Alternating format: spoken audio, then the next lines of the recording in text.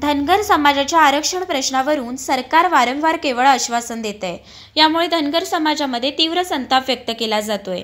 आता आरक्षणासाठी निर्णायक लढाई करायची असा निर्धार धनगर समाजाच्या नेत्यांनी केला असून याच अनुषंगाने आज बीडमध्ये जिल्हाधिकारी कार्यालयावर मोर्चा धडकणार आहे। या मोर्चासाठी जिल्हाभरातून धनगर समाज बांधव येणार असून मोर्चाची तयारी पूर्ण झाली आहे। आतापासूनच या ठिकाणी लोक जमा होत असून 12 वाजण्याच्या सुमारास मोर्चा बीड शहरातील छत्रपती संभाजी महाराज क्रीडांगणावरून जिल्हाधिकारी कार्यालयाकडे निघणार आहे। या मोर्चातून मोर्चेकरी आपली मागणी कशी मांडतात आणि सरकार यावर आता काय पाऊल उचलते हे पाहणे महत्त्वाचे ठरणार आहे। गेल्या अनेक वर्षांपासून धनगर समाज आपल्या एसटीचा आरक्षणाची मागणी करत गेलेला आहे, परंतु या सरकारने आम्हाला आमचा विश्वासघात केलेला आहे।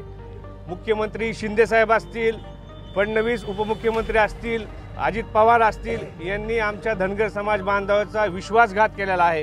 कारण धनगर समाजाचा प्रश्न हा गेल्या अनेक वर्षापासून भिजत घोंगडा आहे आणि धनगर समाज बांधवाच्या वतीने अनेकदा तीव्र आंदोलन केले गेले आहेत आणि म्हणून आज धनगर समाज बांधवाच्या वतीने आज पिवळं वादळ जे निर्माण होणार आहे, हे पिवळं वादळ नक्कीच मुंबईच्या दिशेने या मुख्यमंत्री एकनाथजी शिंदे, उपमुख्यमंत्री अजित पवार, या राज्याचे दुसरे उपमुख्यमंत्री देवेंद्र फडणवीस यांच्या घरासमोर आम्ही सगळेजण आंदोलन करणार आहोत आणि याचे जबाबदार जर आम्हाला आरक्षण मिळालं नाही तर निश्चितपणे यापेक्षाही तीव्र आंदोलन त्यांच्या घरासमोर आम्ही धनगर समाज बांधवाच्या वतीने करणार आहोत। यांनी आमच्या धनगर आरक्षणाचा प्रश्न तात्काळ सोडावा, निकाली काढावा आणि आरक्षणाची अंमलबजावणी करावी, नाही तर याच्यापेक्षाही तीव्र आंदोलन आम्ही महाराष्ट्रभर करू आणि हे पिवळं वादळ मुख्यमंत्री आणि दोन्ही उपमुख्यमंत्र्यांच्या घरासमोर आपल्या माध्यमातून इशारा देतो, तीव्रतेने त्या ठिकाणी आंदोलन होणार आहे।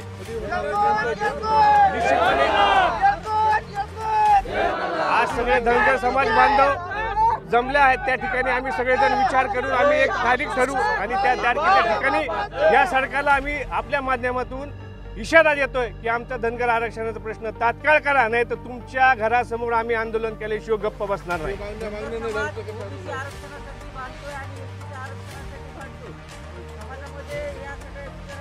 परंतु जे मागासलेला घटक